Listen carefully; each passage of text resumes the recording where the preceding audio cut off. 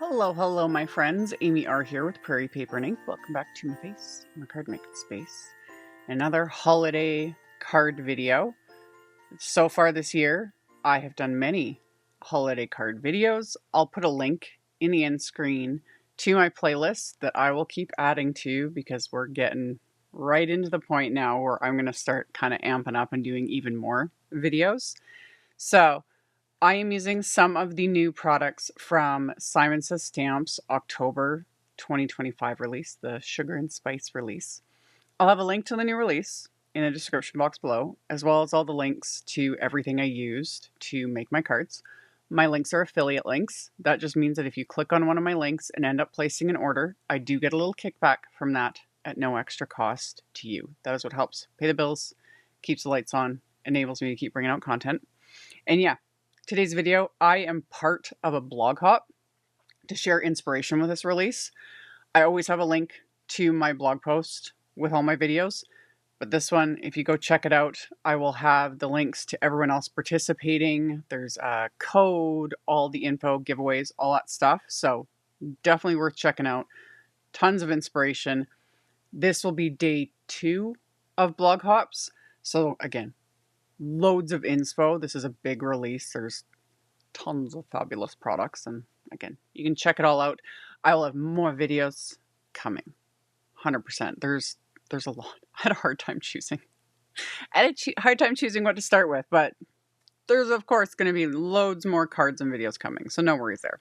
So, going to make some holiday cards, manage to add some splatter, of course. So, let's get right into it. So I'm using this Wintertime Celebration Plate wafer die.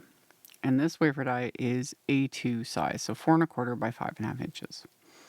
And normally with wafer die plates like this that cover like the whole background, I like to do a lot of like, tone on tone, etc.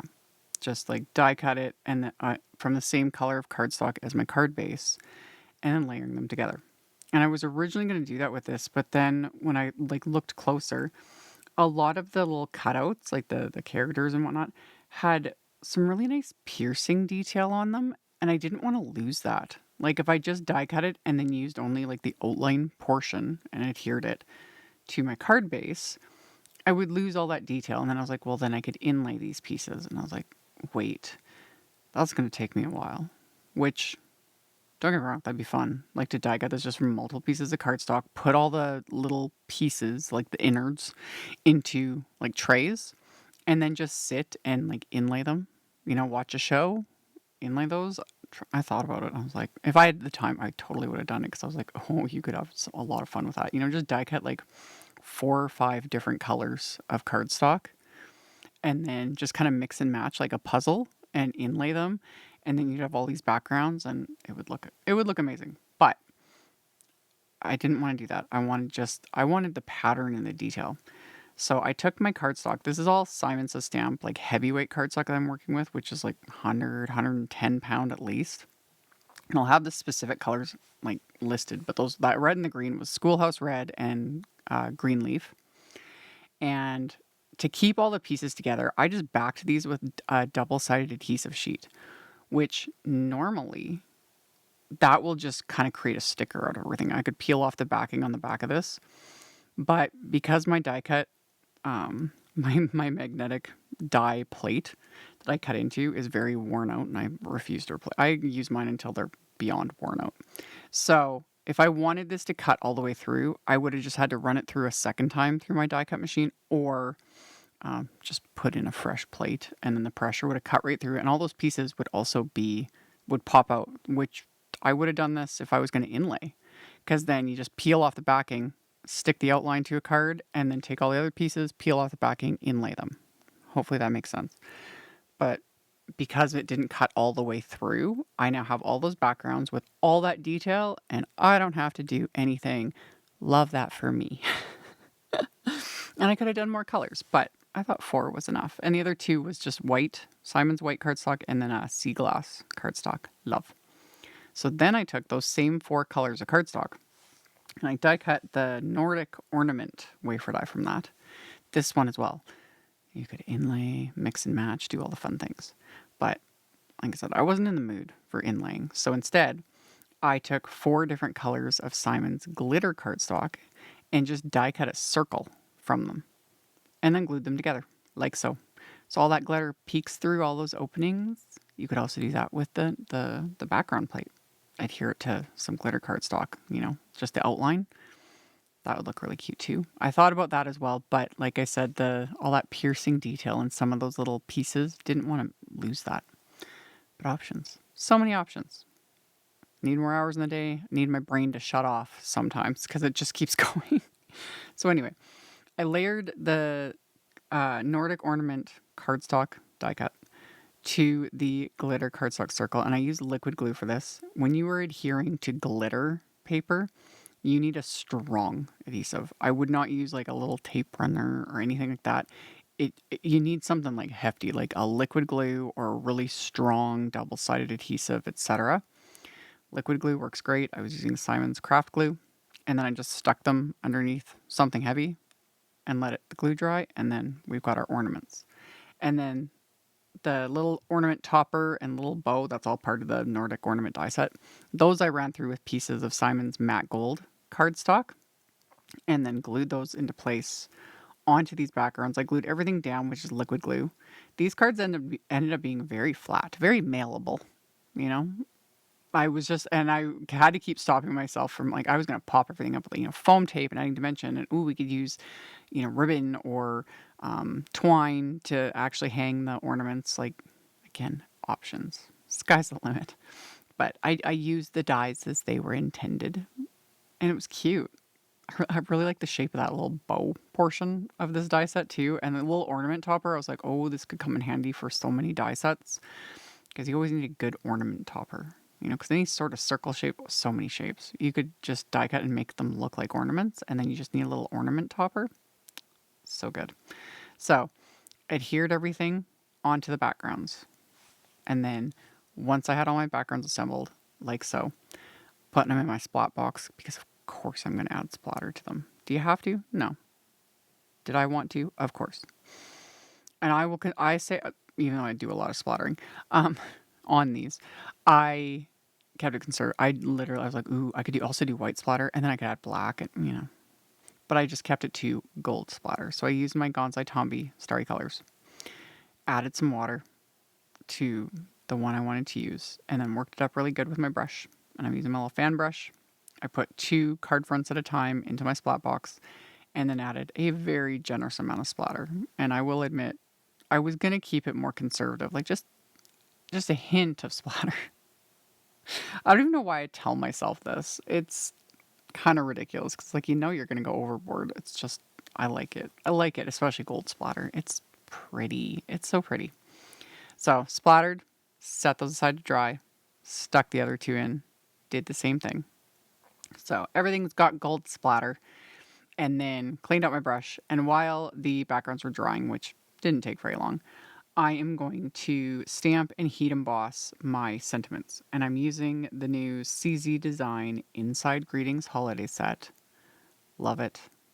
As of me doing this voiceover, I will not be surprised if this set is sold out. They will restock it ASAP. I hope they got enough in, but Kathy Zielski stuff it's wonderful. And these kinds of sets, fabulous. And they're now coming with coordinating die sets too, or there's an option for the coordinating die set. Love that as well.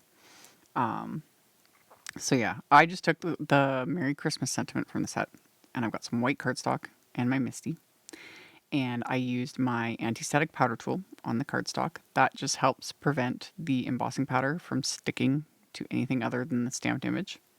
And I'm inking up the sentiment with clear embossing ink. And I'm inking up and stamping it multiple times rather than just pressing really hard, especially on anything like sentiments, detailed images, etc. When you're dealing with clear photopolymer, you don't want to be doing CPR on your stamp positioner or on the stamp. You don't need to press that hard. I would rather ink it up and stamp it multiple times and just get the whole image stamped versus pressing, putting too much weight into it, because you can start smushing the stamp, and that's when you'll start getting more blurred, kind of fuzzy looking images.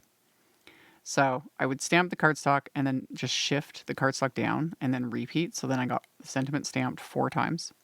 I coated it with Simon's gold embossing powder, melted it with my heat tool. Once that was melted, I used the coordinating wafer die to die cut it, and we'll get back to that in a second. I also took the card bases. So all my card bases are top folding A2 white note cards. So 4 1/4 by 5.5 inches. And I took another sentiment from the Inside Greetings holiday set, and I'm stamping that with Concord 9th Stardust ink. So just ink up, stamp, repeat. And I just use the same sentiment in all 4 of these. And just like everything, or how Tim Holtz, he calls it compartmental making. I've always said like making just in batches, like doing all the same thing at once. So I had done all that die cutting at once. I did all of my like die cutting the ornaments at once, and then assembled everything in one step. Stamped all the sentiments in one step, etc. It makes things go a little bit faster, a little bit more streamlined. And then the other thing I did was I took the little scraps of the Schoolhouse Red cardstock and I ran them through with that Wintertime celebration plate, because there's little heart shapes in that background. So I just placed the scraps over the little hearts and then die cut them. So then I had little die cut hearts that I could add to the insides of each of these cards. And I'm actually going to do that again with the glitter paper, and we'll get to that in a minute.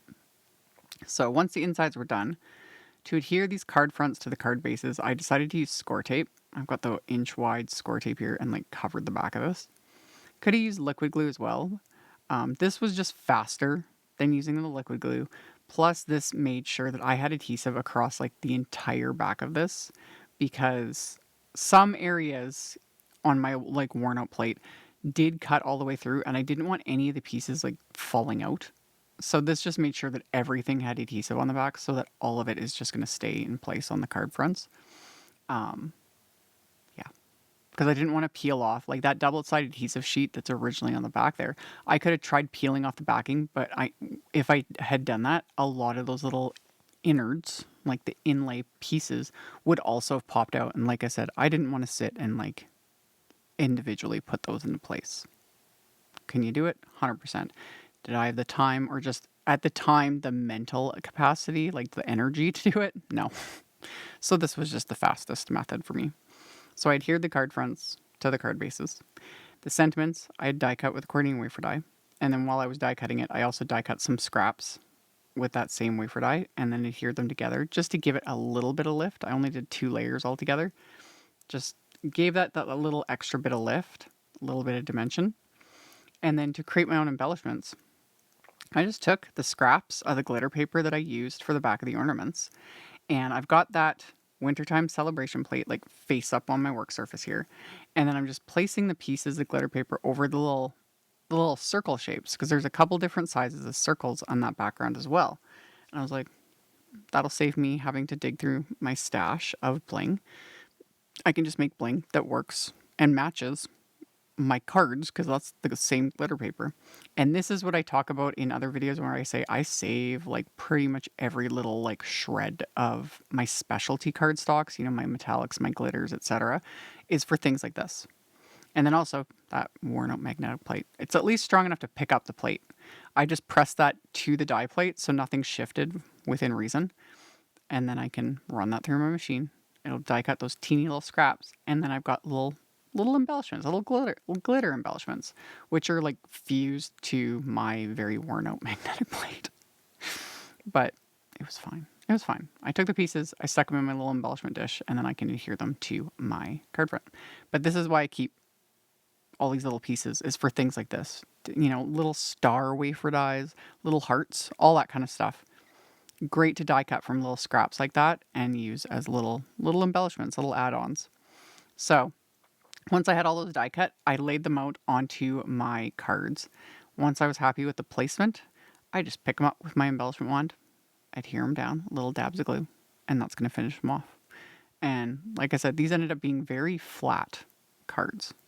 I don't mind them, I love my foam tape, building up dimension, all the things, and then every once in a while, they just end up being like extremely flat, extremely mailable. And yet there's all that detail, like the piercing detail in that background. I love it. It's so cute. And you could use those, create little scenes and things like that. Like the ideas. So many ideas. So those are my cards. They're shiny and glittery and a lot of texture.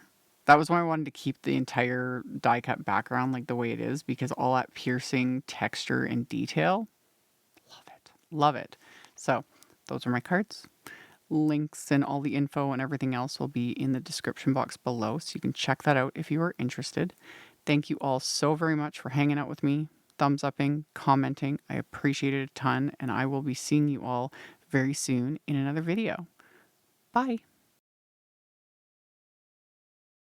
Thank you so much to my amazing Patreon supporters. For anyone that might be interested in joining my Patreon community and supporting me, the link to my Patreon is in the description box below the video. For everyone else, as always, thank you all so much for taking the time to watch my videos, for thumbs upping, commenting, subscribe if you haven't, I'd love to have you. And here's a couple other videos for you to check out in case you missed them. Bye!